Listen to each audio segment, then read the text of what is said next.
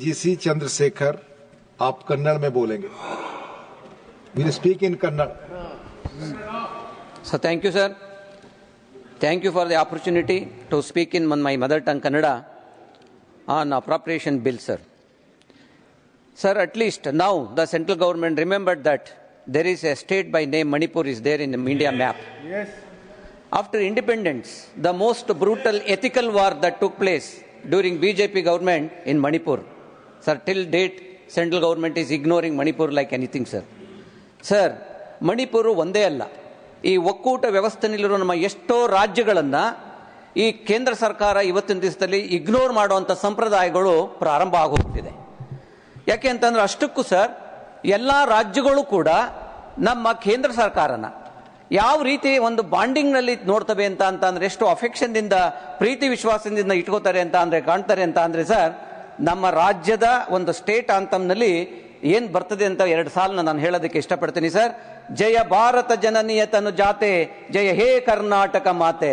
Sir, it means victory to you Karnataka, the daughter of mother India. Sir, this shows the great respect Kannadigas has towards the country. Sir, ನಮ್ದೊಂದೇ ಅಲ್ಲ sir, not only in Karnataka, all the states in the country, they have so much of affection on the country, sir.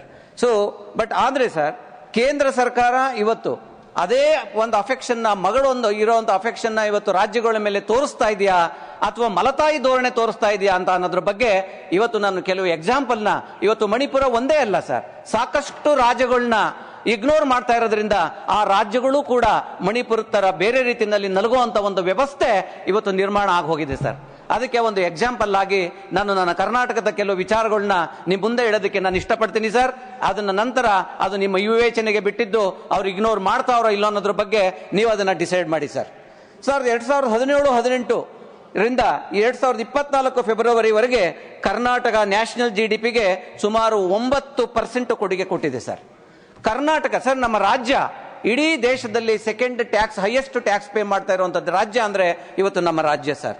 Even IT BT ನಲ್ಲಿ number 1 ಇದ್ದೀವಿ. ಮತ್ತೆ ಇಷ್ಟೊಂದು ಸಮೃದ್ಧಿ ಆಗಿದ್ದಂತ ನಮ್ಮ ರಾಜ್ಯನ ಇವತ್ತು ಕೇಂದ್ರ ಸರ್ಕಾರ ವ್ಯವಸ್ಥಿತವಾಗಿ ಒಂದು ಬಡ ರಾಜ್ಯವನ್ನಾಗಿ ಮಾಡಬೇಕು ಅಂತ ಒಂದು ಹುನ್ನಾರವನ್ನ ಮಾಡ್ತಾ ಇರೋದು ನಿಜವಾಗ್ಲೂ ಕೂಡ ಬಹಳ ಒಂದು ಶೋಚನೀಯವಾದಂತ ವಿಚಾರ ಸರ್.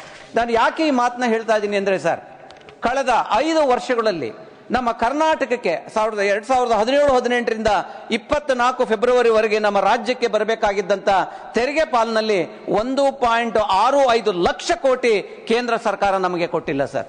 ಸರ್, 1.6 ಲಕ್ಷ ಕೋಟಿ ಅಂತ ಅಂದ್ರೆ that's not a small money for any state sir, it's a very big ಮನಿ.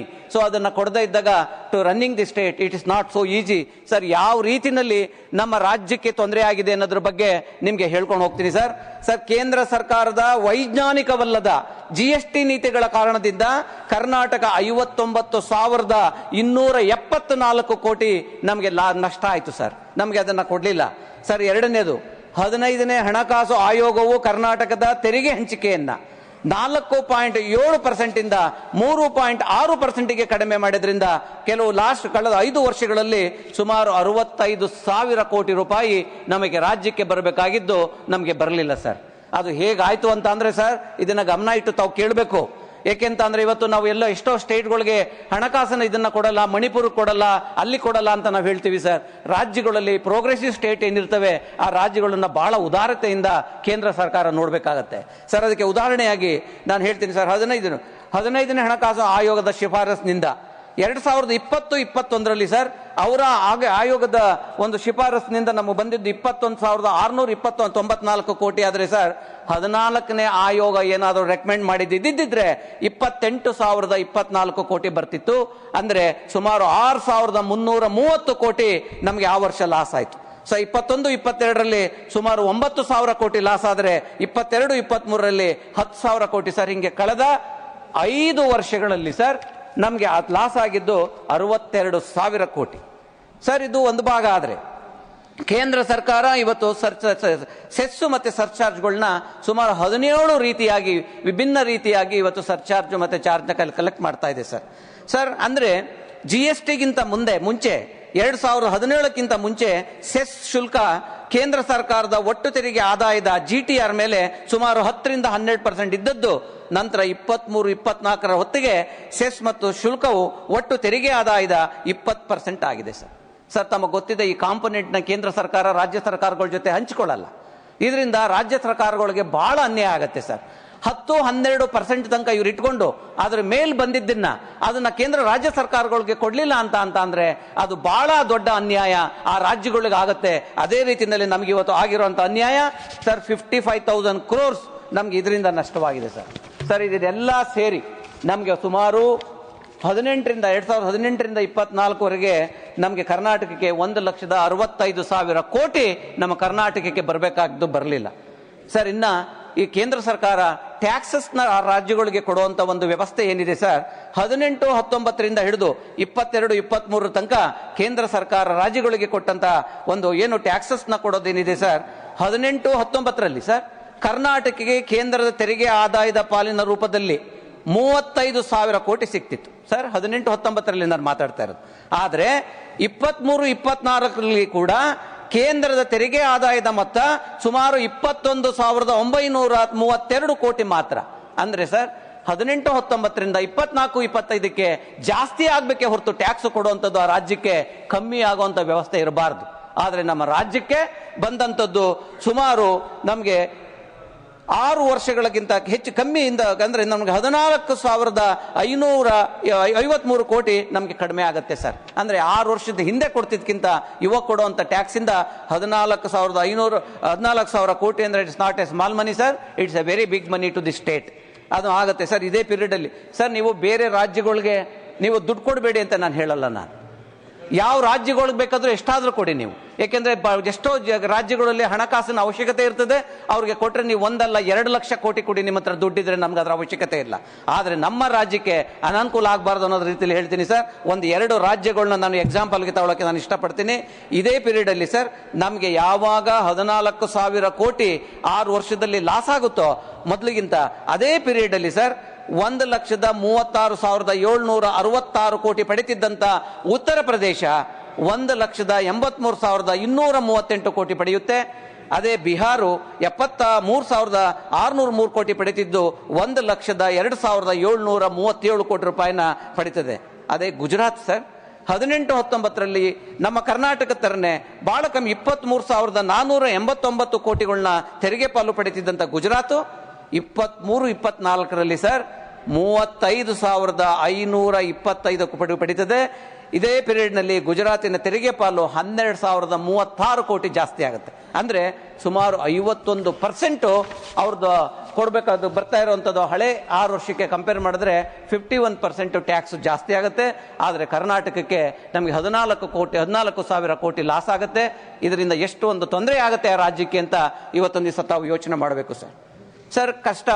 ಏಕೆಷ್ಟೋ ರಾಜ್ಯಗಳಲ್ಲಿ ತುಂಬಾ ಪಾಪ್ಯುಲೇಷನ್ ಇರ್ತದೆ, ಅವ್ರಿಗೆ ಹಣಕಾಸಿನ ವ್ಯವಸ್ಥೆ ಮಾಡಬೇಕು. ಅದನ್ನ ನಾನು ಇಲ್ಲ ಅಂತ ಹೇಳಲ್ಲ ಸರ್. ಈವನ್ ಫಾರ್ ಬಿಹಾರ್, ನನಗೆ UP ನ ತಗೊಂಡ್ರೆ 20 ಕೋಟಿ ಜನಸಂಖ್ಯೆ ಹೊಂದಿರುವಂತಹ ಉತ್ತರ ಪ್ರದೇಶದಲ್ಲಿ ಸರ್ 5 ವರ್ಷದಲ್ಲಿ GST ಸಂಗ್ರಹ ಆಗಿದ್ದು ಸುಮಾರು 4 ಲಕ್ಷ ಕೋಟಿ. ಆದ್ರೆ ತೆರಿಗೆ ಪಾಲನ ರೂಪದಲ್ಲಿ ಆ ರಾಜ್ಯಕ್ಕೆ ಸಿಕ್ಕಿದ್ದು 8.32 ಲಕ್ಷ ಕೋಟಿ. ಅಂದ್ರೆ ಕೇಂದ್ರ ಸರ್ಕಾರ ಪ್ರಾಯೋಜಿತ ಯೋಜನೆಗಳಲ್ಲಿ ಕೂಡ ಗರಿಷ್ಠ ಲಾಭನ ಈ ರಾಜ್ಯಕ್ಕೆ ಕೊಟ್ಟಿದೆ ಸರ್. ಇದಕ್ಕೆ ನಮ್ಮ ಅಭ್ಯಂತರ ಏನೂ ಇಲ್ಲ. ಆದರೆ ಬೇರೆ ರಾಜ್ಯಗಳಿಗೆ ನೀವು ಕೊಡ್ತಾ ಇರುವಾಗ ಕರ್ನಾಟಕನು ಕೂಡ this a developing country, developing state, we are contributing lot of taxes to the nation. ಆದ್ರೂ ಕೂಡ ಆ ರಾಜ್ಯಕ್ಕೆ ನೀವು ಕೊಡ್ಲಿಲ್ಲ ಅಂತ ಅಂದ್ರೆ ಆ ರಾಜ್ಯನ ಹೇಗೆ ನಡೆಸಬೇಕು ಅನ್ನೋದನ್ನ ನೀವು ಯೋಚನೆ ಮಾಡಬೇಕು ಸರ್. ಸರ್, ಇಷ್ಟೆಲ್ಲ ಅನುದಾನಗಳ ಕೊರತೆ, GST ಕೊರತೆ, ತೆರಿಗೆ ಪಾಲು, ಫೈನಾನ್ಸ್ ಕಮಿಷನ್ ಹಣ ಕಡಿತ, ರೆಕಮೆಂಡೇಶನ್ ಅಂತೆ ನಮಗೆ ಸಿಗದಂತ ಪಾಲು, ಕೇಂದ್ರ ಪ್ರಾಯೋಜಿತ ಯೋಜನೆಗಳ ಅಸಹಕಾರ, ಇವೆಲ್ಲ ಸೇರಿ ಸರ್ ನಮ್ಮ ರಾಜ್ಯ ಸಾಲ ಮಾಡುವಂತ ಪರಿಸ್ಥಿತಿಗೆ ಬಂದ್ಬಿಡುತ್ತೆ ಸರ್. ನಮ್ಮ ರಾಜ್ಯ ಪ್ರೋಗ್ರೆಸ್ ಆಗಿದ್ದಂಥದ್ದು, ಡೆವಲಪ್ಮೆಂಟ್ ಮಾಡ್ತಾ ಇದ್ದಂಥ ರಾಜ್ಯ ಇವತ್ತೊಂದು ದಿವಸ ಸಾಲ ಮಾಡುವಂತ ಪರಿಸ್ಥಿತಿಗೆ ಬಂದು ಒದಗ್ಬಿಡ್ತದೆ ಸರ್. ಸರ್, ನಿಮಗೆ ಒಂದು ಉದಾಹರಣೆ ಹೇಳ್ತೀನಿ ಸರ್. 2018ರಲ್ಲಿ ಕರ್ನಾಟಕದ ಸಾಲ ಇದ್ದದ್ದು 2.45 ಲಕ್ಷ ಕೋಟಿ. ಅದೇ ಸರ್ 2023ಕ್ಕೆ ನಮ್ಮ ರಾಜ್ಯದ ಸಾಲ 5.40 ಕೋಟಿ ಇವತ್ತೊಂದು ದಿವಸ ಆಗುತ್ತೆ. ಸುಮಾರು 93% ಹೆಚ್ಚುವರಿಯಾಗಿ ನಾವು ಸಾಲ ಮಾಡುವಂತ ದುಸ್ಥಿತಿಗೆ ಕರ್ನಾಟಕ ಬಂದ್ಬಿಡುತ್ತೆ ಸರ್. ಆದ್ರೆ ಉತ್ತರ ಪ್ರದೇಶ ಇವತ್ತು ಡೆವಲಪ್ ಆಗ್ತಾ ಇರುವಂತ ರಾಜ್ಯ, ಅಲ್ಲಿಗೆ ಹಣಕಾಸಿನ ವ್ಯವಸ್ಥೆ ಜಾಸ್ತಿ ಬೇಕು. ಆದರೆ ಅವರು ತುಂಬಾ ಹುಷಾರಾಗಿ ಹ್ಯಾಂಡಲ್ ಮಾಡಿದ್ರು. ಅವರು ಸಾಲ ತಗೊಳ್ಳಿಲ್ಲ, ಕೇಂದ್ರ ಸರ್ಕಾರದಿಂದ ಅನುದಾನ ತಗೊಂಡ್ರೆ ಹೊರತು ಅವರು ಸಾಲ ತಗೊಂಡಿದ್ದು ಎಷ್ಟು ಅಂದ್ರೆ ಸರ್, ಅವ್ರದ್ದು 2018 ಇದ್ದಂತ ಸಾಲ 5.17 ಲ್ಯಾಕ್ ಕ್ರೋರ್ ಆದ್ರೆ 23ಕ್ಕೆ 6.43 ಲಕ್ಷ ಕೋಟಿ ಆಗುತ್ತೆ. ಕೇವಲ 24% ಮಾತ್ರ ಹೆಚ್ಚುವರಿಯಾಗಿ ಸಾಲ ತಗೋತಾರೆ, ಮಿಕ್ಕಿದ ದುಡ್ಡನ್ನ ಕೇಂದ್ರ ಸರ್ಕಾರ ಕೊಡುತ್ತೆ. ಆದ್ರೆ ಕರ್ನಾಟಕಕ್ಕೆ ಕೊಡಲ್ಲ ಸರ್. ಅದೇ ಗುಜರಾತ್ ನೀವು ತಗೊಂಡ್ರೆ 2.68 ಕ್ರೋರ್ ಸಾಲ ಇದ್ದಂಥದ್ದು ಕೇವಲ 1 ಲಕ್ಷ ಕೋಟಿ 23ಕ್ಕೆ ಜಾಸ್ತಿ ಆಗುತ್ತೆ. ಅದು 45% ಮಾತ್ರ ಜಾಸ್ತಿ ಸಾಲ ತಗೋತಾರೆ ಹೊರತು ಅದನ್ನ ಅವರು ಕೇಂದ್ರ ಸರ್ಕಾರದಿಂದ ಅವ್ರಿಗೆ ಅನುದಾನಗಳು ಜಾಸ್ತಿ ಸಿಗ್ತವೆ.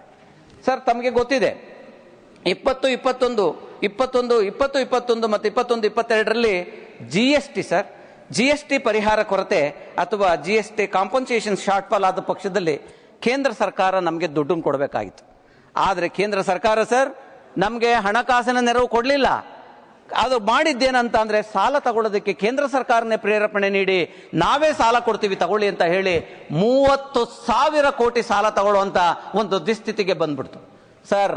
ದೇಶದ ಯಾವ ರಾಜ್ಯಗಳು ಕೂಡ ಕೇಂದ್ರ ಸರ್ಕಾರದಿಂದ GST ಪರಿಹಾರ ಶಾರ್ಟ್ ಫಾಲ್ ಆದಾಗ ಸಾಲ ತಗೊಂಡಂತ ಉದಾಹರಣೆಗಳಿಲ್ಲ. ಕರ್ನಾಟಕ ಒಂದೇ ಹೈಯೆಸ್ಟ್ ಸಾಲ ತಗೊಂಡು, ಬೇರೆ ಯಾವ ರಾಜ್ಯಗಳು ಕೂಡ ಹತ್ತತ್ರಕ್ಕೂ ಕೂಡ ಬರಲಿಲ್ಲ ಸಾಲ ತಗೊಳ್ಳೋದಕ್ಕೆ. ಅಂದ್ರೆ ನಾನು ಹೇಳೋದು, ಹೇಗೆ ಕರ್ನಾಟಕವನ್ನ ವ್ಯವಸ್ಥಿತವಾಗಿ ಸಾಲಗಾರನಾಗಿ ಮಾಡೋದು sir, irrespective of any government in my state, even BJP or Congress whatever it may be, ಅವ್ರ ಕೈಲಿ ಕಾಂಗ್ರೆಸ್ ಇದನ್ನ ನಡೆಸಕ್ಕಾಗ್ಲಿಲ್ಲ ಅಂತ ಅಂದ್ರೆ ಅವ್ರಿಗೆ ಇದು ಸಾಲ ತಗೊಳ್ತಾನೆ ಅವ್ರಿಗೆ ಬೇರೆ ದಾರಿನೇ ಇರಲಿಲ್ಲ ಸರ್. ಆ ರೀತಿಯಲ್ಲಿ ಸಾಲ ಜಾಸ್ತಿ ಆಯಿತು. ನಮ್ಮ ರಾಜ್ಯ ಬಹಳ ಒಂದು ಕಷ್ಟದ ಪರಿಸ್ಥಿತಿಗೆ ಬರುವಂತ ಒಂದು ಪರಿಸ್ಥಿತಿ ನಿರ್ಮಾಣ ಆಯಿತು ಸರ್. ಇನ್ನ ಕೇಂದ್ರ ಇದಕ್ಕೆ ಸೆಂಟ್ರಲಿ ಸ್ಪಾನ್ಸರ್ಡ್ ಸ್ಕೀಮ್ಸ್ ನೀವು ತಗೊಂಡ್ರೆ ಸರ್, ಇವತ್ತು 2016-17ಕ್ಕೆ ಕಂಪೇರ್ ಮಾಡಿದ್ರೆ ಇವತ್ತು GSTನ ನಾವು ಕರ್ನಾಟಕ ಮೊದಲೆಷ್ಟು ಕಟ್ತಿದ್ವು ಅದ್ರ ಡಬ್ಬಲ್ ಇವತ್ತು ಕಟ್ತಾ ಇದ್ದೀವಿ. ಟ್ಯಾಕ್ಸಸ್ ಜಾಸ್ತಿ ಆಗುತ್ತೆ, ಎಲ್ಲ ಜಾಸ್ತಿ ಆಗುತ್ತೆ.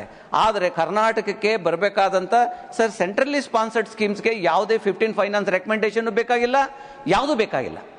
ಕೇಂದ್ರ ಸರ್ಕಾರ ಸ್ವಲ್ಪ ಉದಾರತೆ ತೋರಿಸಿ ಆ ರಾಜ್ಯಕ್ಕೆ ಅನ್ಯಾಯ ಆಗ್ತಾ ಇದೆ ಅಂತ ಸ್ವಲ್ಪ ಮನಸ್ಸು ಮಾಡಿದ್ರೆ ಅವ್ರು ಎಷ್ಟು ದುಡ್ಡು ಬೇಕಾದ್ರೂ ಕೊಡ್ಬೋದು.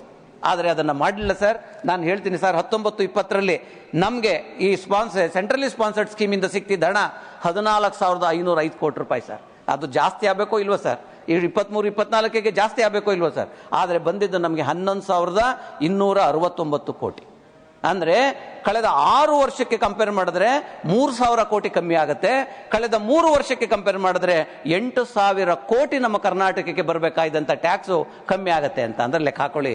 ಯಾವತ್ತೂ ಕೂಡ ಟ್ಯಾಕ್ಸ್ ಬರ್ತಾ ಜಾಸ್ತಿ ಆಗಬೇಕು ಸರ್. ಇವತ್ತು ನಮ್ಮ ಕೇಂದ್ರ ಸರ್ಕಾರದ ಬಡ್ಜೆಟ್ ಗಾತ್ರ ಇವತ್ತು 5 ವರ್ಷದ ಹಿಂದಕ್ಕೆ ನೀವು ತಗೊಂಡ್ರೆ 24 ಲಕ್ಷ ಕೋಟಿ ಇತ್ತು, ಇವತ್ತು 50 ಲಕ್ಷ ಕೋಟಿ ಆಗಿದೆ.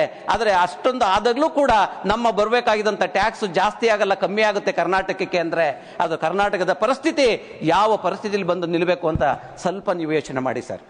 ಸರ್ ಇಷ್ಟಾದ್ಮೇಲೆ ಈ ಟ್ಯಾಕ್ಸಸ್ ಇಂದ ಸರ್ ಇದೇ ಅವಧಿನಲ್ಲಿ ಉತ್ತರ ಪ್ರದೇಶಕ್ಕೆ 2,67,000 ಕೋಟಿ ಕೊಡ್ತೀರಾ, ಮಧ್ಯಪ್ರದೇಶಕ್ಕೆ ಸುಮಾರು 1,57,000 ಕೋಟಿ ಕೊಡ್ತೀರಾ, ಬಿಹಾರಕ್ಕೆ 1,28,000 ಕೋಟಿ ಕೊಡ್ತೀರಿ.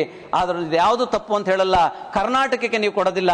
ಇದು ಸರಿ ಅಂತ ನಿಮ್ಗೆ ಅನ್ಸಿದ್ರೆ ಬಹಳ ಸಂತೋಷ ಸರ್, ನಾವೇನು ಮಾಡೋಕ್ಕಾಗೋದಿಲ್ಲ ಸರ್. ಇದ್ರ ಜೊತೆಗೆ EAPS ಪ್ರಾಜೆಕ್ಟ್ ಸರ್, ಇದನ್ನ ಗ್ರಾಂಟ್ ಕೊಡುವಂಥದ್ದು ಸರ್. ಇದನ್ನ 19-20 ಮತ್ತೆ 23-24 ಅವಧಿಗೆ ರಾಜ್ಯಕ್ಕೆ ಬಿಡುಗಡೆಯಾದಂತ ಹೆಚ್ಚುವರಿ ಕೇಂದ್ರ ನಿಧಿ, ಅಡಿಷನಲ್ ಗ್ರಾಂಟ್ ಇದು. ಸೊ ಇದರಲ್ಲಿ ಇದು ಕೇಂದ್ರ ಸರ್ಕಾರ ಯಾರಿಗೆ ಬೇಕಾದ್ರೂ ಎಷ್ಟಾದ್ರೂ ಕೊಡಬಹುದು, ಅದರ ವಿವೇಚನೆಗೆ ಬಿಟ್ಟಂತ ವಿಚಾರ ಸರ್. ಇದರಲ್ಲಿ ಕರ್ನಾಟಕಕ್ಕೆ ಗ್ರಾಂಟ್ ರೂಪದಲ್ಲಿ ಕೊಟ್ಟಿದ್ದು ಬರೀ 23.94 ಕೋಟಿ ರೂಪಾಯಿ ಮಾತ್ರ. ಆದರೆ ಸಾಲ ಕೊಟ್ಟಿದ್ದು ನಮಗೆ ಇದರಲ್ಲಿ 7,628.57 ಕೋಟಿ ಕೊಡ್ತಾರೆ. ಅಂದ್ರೆ ನಮಗೆ ಗ್ರಾಂಟ್ ಕೊಟ್ಟಿದ್ದು 23 ಕೋಟಿ, ಸಾಲ ಕೊಟ್ಟಿದ್ದು 7,500 ಕೋಟಿ.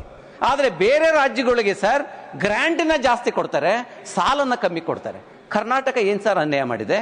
ಇಷ್ಟು ಕಾಂಟ್ರಿಬ್ಯೂಷನ್ ಕೊಟ್ಟು ಇಷ್ಟೊಂದೆಲ್ಲ ನಾವು ಅವ್ರ ಜೊತೆ ನಿಂತ್ಕೊಂಡು ಸರ್, ಬಹಳ ಕರ್ನಾಟಕ ಎಷ್ಟರ ಮಟ್ಟಿಗೆ ಜೊತೆಲಿತ್ತು ಅಂತ ಅಂದ್ರೆ ಸರ್ದಾರ್ ವಲ್ಲಭಾಯ್ ಪಟೇಲ್ ಅವರು ಒಂದು ಒಕ್ಕೂಟ ವ್ಯವಸ್ಥೆನ ಎಲ್ಲಾ ರಾಜ್ಯಗಳನ್ನು ಸೇರಿಸ್ಕೊಳ್ಳಕ್ಕೆ ಹೋದಂತ ಸಂದರ್ಭದಲ್ಲಿ, ಮೈಸೂರು ಸಂಸ್ಥಾನಕ್ಕೆ ಬಂದಂತ ಸಂದರ್ಭದಲ್ಲಿ ನಮ್ಮ ರಾಜ್ಯನ ನೋಡಿ ಹೇಳಿದ್ರಂತೆ ಸರ್ದಾರ್ ವಲ್ಲಭಾಯ್ ಪಟೇಲ್, ಮೈಸೂರಂತ ಶ್ರೀಮಂತ ರಾಷ್ಟ್ರಗಳು ಇದ್ರೆ ಇದಕ್ಕೆ ಒಕ್ಕೂಟದ ವ್ಯವಸ್ಥೆದ ಅವಶ್ಯಕತೆನೇ ಇಲ್ಲ ಅಂತ.